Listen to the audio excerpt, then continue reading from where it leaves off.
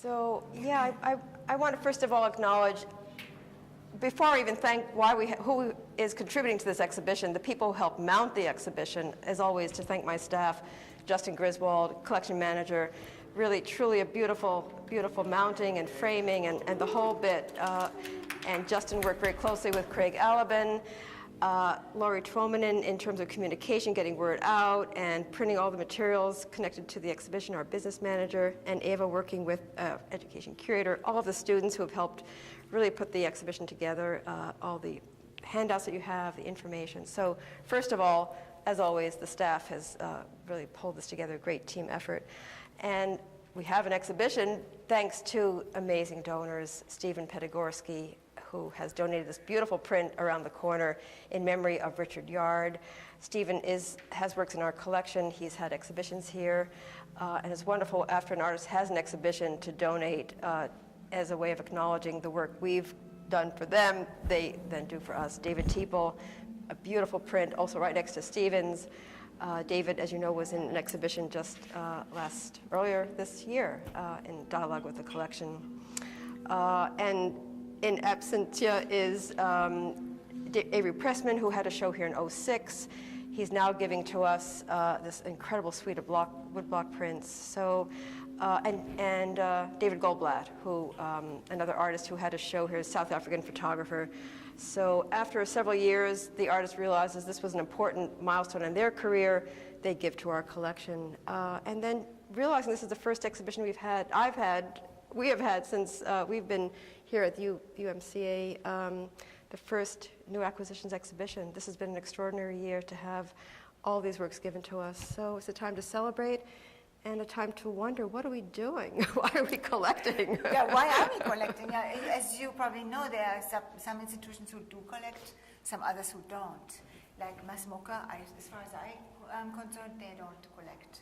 And there are many other places that don't collect, especially in the university setting.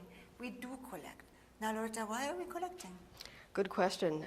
Short staff, small staff, not enough funds to keep it alive and expanding in our storage room. But we are a teaching museum. And so, we have to have object-based works for students, research-based material for people to look at, in addition to our temporary exhibitions. So it really is a living, breathing collection. A study research collection is what we call it. But thinking about other universities that have museums, the IC in Philadelphia, they don't collect. The Renaissance Society at University of Chicago, no collection. They devote themselves to their temporary exhibitions. But I guess we've begun to realize, where's the legacy? If we don't have the money to produce a catalog, if we have our website, the images are there, there's a bit of an essay there, but we need to have the actual art. It has to be, available for people to continue to open up our storage room for people to see the artworks. So I think that's part of the reason. And I think part of it also is that it was never actually a conscious decision, because this is a fairly young institution. You have places in this valley that have been collecting for over 100 years, and we have been collecting for 30 years. And if anybody came to the Camus exhibition last year, where we had Camus Works, who was actually the originator of the collection, and we talked a little bit about this already. So it was not necessarily something that was a conscious decision. Now we are going to start a museum with a collection, and this is our focus. It was much different, wasn't it? Right. I think he had the idea. It was drawings. I think he had a predilection for drawings. Then it evolved into photography and prints. But he loved drawings, and he thought that was sort of first-hand information for students to see, where does an artist's idea first begin. Maybe it's just jotting down some notes on a piece of paper, then it becomes a sketch, then it becomes a full-fledged work of art. So he understood teaching museum, teaching gallery for the students. Again, not much money to acquire, but the art roll was different back then. Yeah, at the time. Right. There was a time when he went down to New York and said, "Okay, I'm going to give you a drawing of mine. I want to have one from yours." And then he ended up with Claes Oldenburg and with all kinds of fantastic drawings that he was doing because he was hanging out with his buddies. Right, that was the genesis of the collection. So getting on, well, we've been here almost, in 2015 it will be 40 years. And so looking back, we have some extraordinary works that marked certain times of our exhibitions, but there are gaps. And so this might be the new, the legacy that we're going to be looking for, working with our advisory group members, thinking about how we can fill in those gaps and maybe looking back in time over those 40 years, who had these major exhibitions here? How is it represented in our collection? If it's not represented in the collection, well, we need to celebrate them and think of them maybe celebrating us as well. The ways in which we gave the first exhibition to Daniel Buren, Judy Pfaff, Vito Aconci, and we could go on and on with the firsts that were here. But again, the legacy is, I think, this collection, and for students to be able to access this collection through the database, but essentially being able, through you and Justin, you as the education curator, Justin, the registrar, to pull these works out on demand for students and anyone in the public, really, to research and view. Yeah, and you can always have some access to the collection if you want to see it yourself. It's on our database, and you can, if you look at the adopted artwork, is it on that one or is it on the other handout? But you can definitely, through our website, you can access our collection, you can see what we have. There are a few pieces that we don't have digitalized, and those are the kind of things that are similar to some of the things in your house that you don't want to show to the public. I mean, they are so unworthy, and those are kind of things that are dusted deeply in some corners that came to us in some strange way long time ago, that made their way into the collection, and that is one of those things that as a collection matures, you start out like looking at it and think like, what can we do to make this tighter? What can we get rid of? What could be given to another collection where it would have a much better place? It would be much better appreciated because it belongs there. So I think we are now starting this process of seeing what belongs to this kind of a, shaping this. And I think Loretta is the first director who is now thinking along those lines. I think another director who was really actively collecting was Hugh Davis, who is now the director of the Museum of Art in San Diego. Right, Contemporary Art Museum. In San Diego. Mm-hmm. And I think he was very active, and he was very collecting with a very strong sense of what a collection should be like. He also began the public art collection on campus, and this is the other, although we are essentially works on paper, prints, drawings, photographs, we do oversee some of the public art on campus. And this might be some other aspect that we could develop, maybe in partnership with other museums. I'm using the example of it's called the 3M Project. The new museum in New York never had a collection. Now they formed a consortium with the Hammer Museum at UCLA and the Museum of Contemporary Art in Chicago, where they buy art jointly and they have commissioned artists. So this might be something for us to think about down the line, to collaborate with another museum, to jointly own work, to think about, possibly more public art on campus, but it's not going to be us alone. This is something we'd have to really form partnerships with. So we do oversee public art on campus. We do have some paintings and sculpture, but essentially in public spaces and reception areas. So yeah, it's a collection that really has grown over the years, and we want to keep it. Actually, we were talking earlier, you and I, about new media. But it's another kind of a thing, like how do you define your collection? And especially as a contemporary museum, we are now having new media. So we have technology like video. So is this prints, drawings, works on paper? No. Editions. Those are editions. So we have to kind of like, we are figuring out if we can, how can we stay contemporary and incorporate those new media into our collection, definition. And performance. Tino Segal, he is collected by museums. It's performance art. He comes into a museum and does an event, a situation as he calls it, but a museum on paper can acquire ownership of that performance. And so this is another aspect. I mean, again, the price tag for Tino Segal must be in the six figures at this point, but the trick is to find him at the right moment before. And we almost did. We almost nabbed him. But anyway, performance art is yet another interesting, and we've had performances here. But it is a collectible art form. I mean, even the most dematerialized art object becomes collectible because there is an affidavit, there's a work, you have ownership of that solid drawing. You don't have it in your you don't have it in your storage room, but you have that the template and the statement. So another work on paper, that affidavit, that collectible. Like that. So there are all sorts of ways that we could continue, keep the contemporary aspect to what we're doing, but it hinges on support and fundraising, and so. That brings me to a subject of the price tag of maintaining a collection. And when you come to us, we oftentimes, we have this wing particularly devoted to our permanent collection, and the rest is these ever-changing artists that we are inviting to come here. But when you think about a collection and what it means, it's a really high price tag. You have to store it appropriately. You have to, in the most literal sense, curate it, take care of it. So you have to house it in the right way. You have to digitalize it. You have to make sure it's insured, the shipping, the costs. It is at least a full-time job for somebody to take care of this in the physical and in all other ways as well.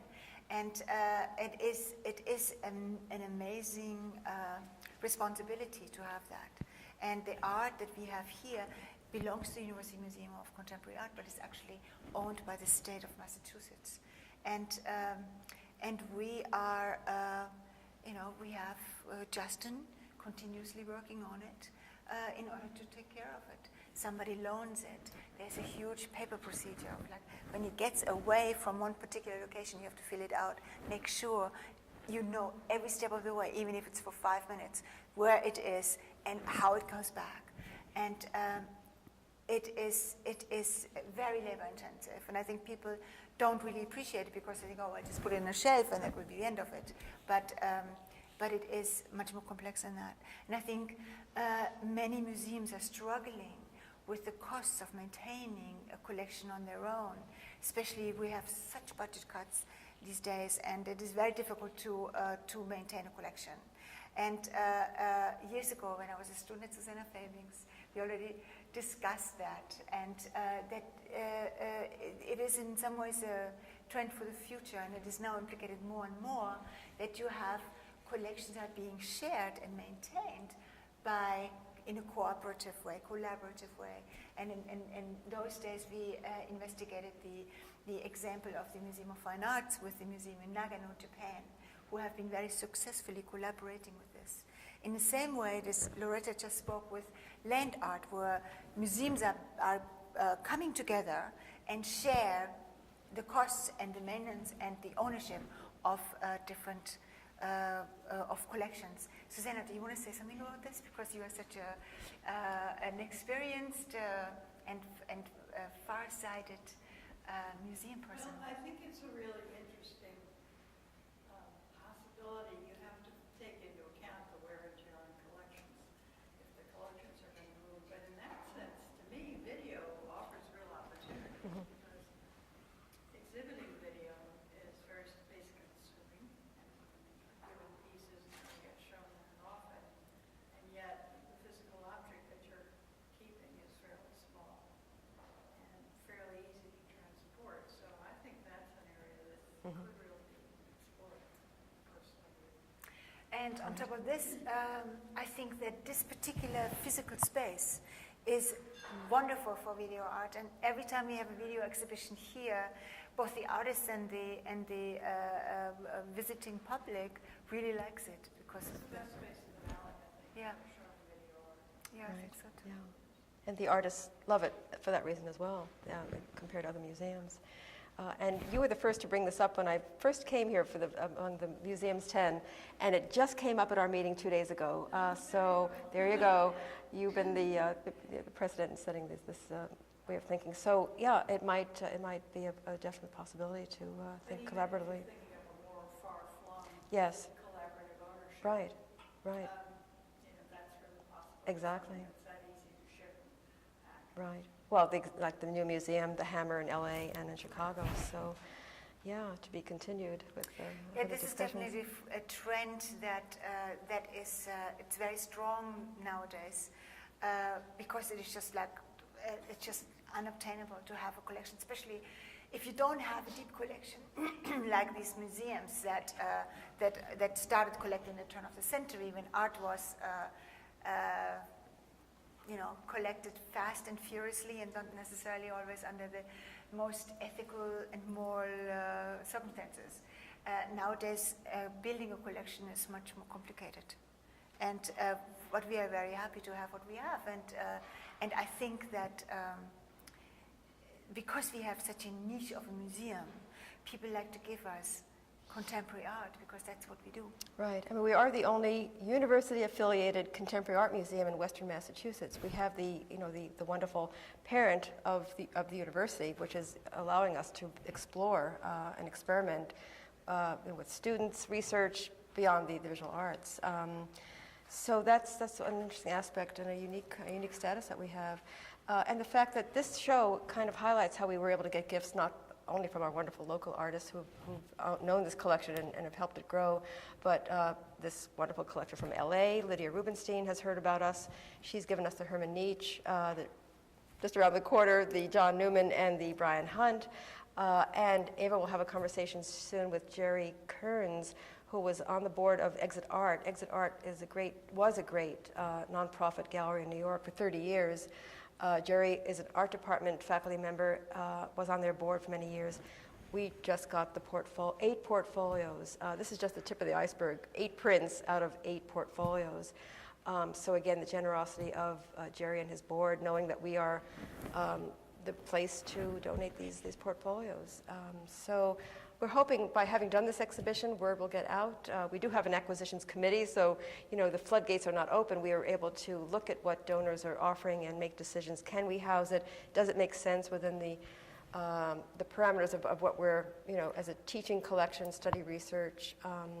But we're hoping that this is the beginning of a whole new era for us. And of course, having other points of view, David having curated an exhibition, Betsy Stone looking at the collection from their point of view, the point of view of an artist, and our grad students who come in to curate. So it's not just our point of view. We love having, it's important for us as a teaching museum to have artists, scholars from on campus to look at the collection from a different perspective.